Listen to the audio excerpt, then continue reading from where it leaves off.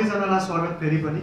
आज यो programme conservation enforcement in Nepal exploring enforcement based responses to wildlife trade नामक गरिएको प्रोग्राम जुन चाहिँ ग्रिनवुड नेपाल र Lancaster environmental centre Lancaster university मिलेर गरेको र इन्भाइरोमेन्टल इन्भेस्टिगेसन एजेन्सी EIA ले यसलाई सहयोग गरेको थियो। रिसर्च बेस्ड डिस्कसन हुनेछ यो। So that's why I say that militarisation of conservation isn't just about a response to rises in elephant and rhino poaching, it's also about changes in geopolitics. We also need to look at the way a deterrent might work in the short term, but what kinds of long-term goals and approaches might we be undermining? Enforcement is important to conservation, but conservation is not simply or just about enforcement. Is that enforcement-based approaches can be financially very expensive, just in terms of implementing. If we consider the, 8 or 10,000 military deployed into protected areas nationally, if we consider the CIB, the protected areas, all of the NGO resources that are going into enforcement, sure, they're yielding some very important conservation benefits, but they're also economically very expensive. तपाईं देख्न सक्नुहुन्छ majority मान्छेले चाहिँ यो गरिबी अथवा जीवनयापन अथवा ती कुराले चाहिँ यो ड्राइभ गरेको होइन भन्ने देखियो। यो चाहिँ अलिकता बढी पैसा कमाउने इच्छाले चाहिँ ड्राइभ गरेको देखियो। हामीले डिजाइन गर्ने कन्जर्भेसन प्रोग्रामहरु हामी कतिको भित्र पुगेका छौं त भनेको हामीले ल वाइल्ड लाइफ ट्रेड इलिगल हो भन्दैमा मात्रै यो चाहिँ रोकिन्छ कि रोकिदैन त अझै हामीले हाम्रो दिने मेसेजहरु छन् हामीले डेलिभर गर्ने कसरी डेलिभर गर्नुपर्छ त भन्ने कुरामा सायद यसले थोरै सहयोग पुर्याउन सक्ला। कहिलेकाहीँ चाहिँ हाम्रो पेनल्टीहरु चाहिँ ज्यादै म्याक्सिमम पेनल्टी हुँदा हुँदै पनि त्यसले चाहिँ मान्छेलाई डिटर गर्न नसकेको भनेको एकदमै निरुत्साहित पार्न नसकेको। नेपालको सजाय ज्यादै संसारको यदि सजायहरु हेर्ने हो यदि हामीले भने नेपालको सजाय ज्यादै कडा सजायहरु मध्येको एउटा सजाय पर्छ। हामी कहाँ पनि एउटा विकनेस त्यो फाइन भन्ने बित्तिकै जोसँग पैसा छ उनीले अब मिलाएर फाइन दिएर चाहिँ उनीहरु बाहिर निस्किन्छन्, जोसँग पैसा छैन उनीहरु चाहिँ भित्र जाने हुन् धेरै जसो केसहरुमा के। Department of national power and wildlife कन्जर्भेसनबाट Sushma Rana wildlife crime control युनिटबाट सुषमा राणा हुनुहुन्छ। CIB नेपाल पुलिसबाट अनुपम राणा सर हुनुहुन्छ। Government of नेपालबाट senior director Santosh Mani Nepal sir हुनुहुन्छ।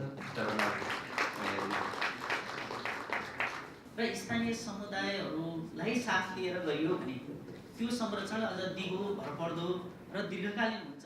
हाम्रो चाहिँ सरकारी निकायहरूको बिचमा चाहिँ रेगुलर कोअर्डिनेसन भएर नै हामी चाहिँ यो स्थानसम्म चाहिँ आइपुगेका छौँ। कोअर्डिनेसन हुन्थेन भनेदेखि चाहिँ हामीले चाहिँ यो wildlife trade illegal wildlife ट्रेडको बारेमा चाहिँ हामीले चाहिँ यहाँसम्म आउने स्थिति थिएन।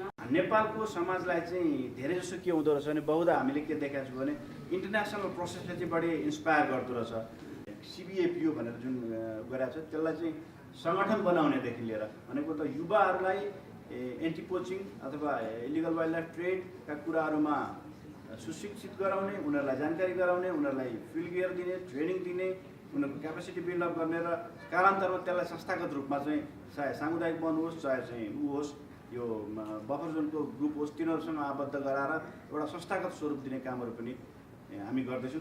त्यो एकजना मान्छेलाई समात्न र जेलमा थुन्नको लागि तपाईको चाहिँ चिताउनको कस्ट भन्दा त्यो मान्छेलाई समात्ने र जेलमा राख्ने कस्ट बढी भयो भने त्यस्तो कन्जर्भेसनको मिनिङ हुँदैन। हामीले अवलम्बन गरिरहेको जुन इन्फोर्समेन्ट बेस्ड एप्रोच छ कन्जर्भेसन यही बाटोमा त्यसको चाहिँ सोसियल कस्ट कति छ जस्तो कस्तो छ जस्तो लाग्छ भन्ने कुरा एउटा कुरा र त्यो कुरा चाहिँ तपाईहरुले चाहिँ जुन जति जे देखिरहनु भएको छ एज अ गभर्नमेन्टबाट हेर्दा त्यो कुरा चाहिँ एकाडेमिसियन रिसर्चरहरुको हाम्रो अध्ययनहरुबाट चाहिँ कतिको रिफ्लेक्ट भएको पाउनुभयो अथवा रियालिटीबाट टाढा पाउनुभयो नबुझेको। Wild specially wild life crime भनौँ न जो वनस्पति तथा वन्यजन्तुसँग सम्बन्धित क्राइमको चाहिँ सोसियल कस्ट कति छ त यसले चाहिँ हाम्रो सोसाइटीमा कस्तो असर पारेको छ कतिसम्म चाहिँ असर पारेको छ र यसको चाहिँ हामीले त्यो ख्याल चाहिँ हामीले फुलफिल गर्न सक्छौँ कि सक्दैनौँ भन्ने खालको चाहिँ त्यस्तो किसिमको चाहिँ अध्ययन चाहिँ भएको जस्तो मैले चाहिँ मेरो उसमा चाहिँ आएको छैन, जानकारीमा आएको छैन होइन। त्यो पार्टमा चाहिँ एकदमै ठुलो अध्ययन गर्नुपर्ने चाहिँ ठुलो ग्याप चाहिँ त्यहाँनिर छ कि। डिमान्ड साइड बढ्यो भनेदेखि तपाईँले नो म्याटर जस्तोसुकै हामीले भनेको डिमान्ड साइड धेरै बढ्यो भनेदेखि सायद सप्लाई साइड एक्टिभेट हुन्छ। डिमान्ड साइड अब भनौँ न अहिले नर्थबाट आइरहेको छ भनेदेखि हामीले सप्लाई साइड अटोमेटिकली कट हुन्छ। सोसियल कस्ट घटाउने हो भने ल इन्फोर्समेन्टको प्रोसेसलाई सिम्प्लिफाई गर्नु पर्यो। चितवनको बाघ तपाईँको चाहिँ वाल्मिकी टाइगर रिजर्भमा जान्छ इन्डियामा, अनि हाम्रामा बाघ मार्यो भने मान्छे 15 वर्ष थुनिन्छ, इन्डियामा बाघ मार्यो भने 7 वर्ष मात्रै थुनिन्छ। त्यही बाघ कहिले उता जान्छ कहिले यता आउँछ, हाम्रो सेन्ससले देखाइरहेको छ।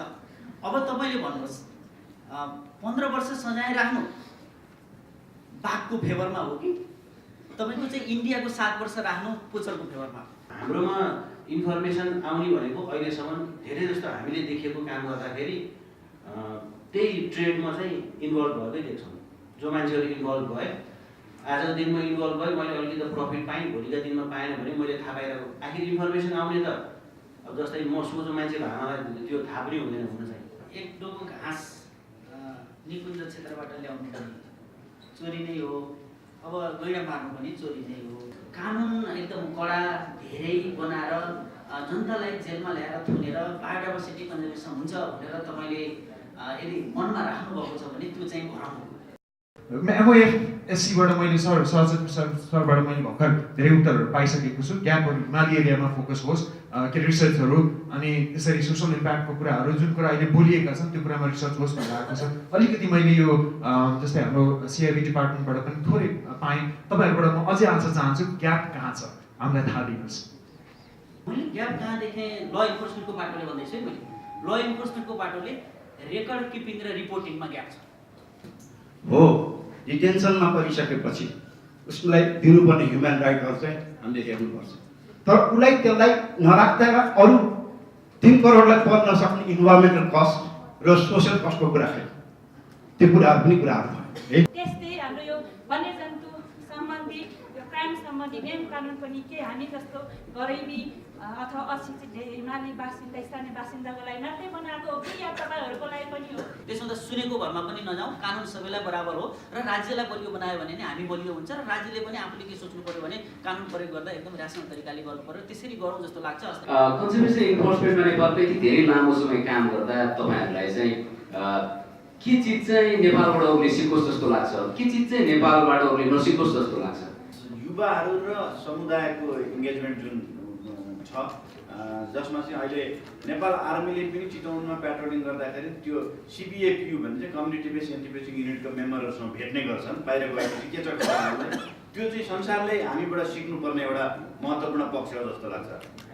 हामीले सिक्ने पर्ने कुरा यङ जेनेरेसन भाइ बहिनीहरू हुनुहुन्छ, हामीले पनि बढीभन्दा बढी आर्टिकलहरू लेखौँ, बढीभन्दा बढी हामीले गरेका कामहरूलाई ब्ल्याक एन्ड व्हाइटमा उतारौँ।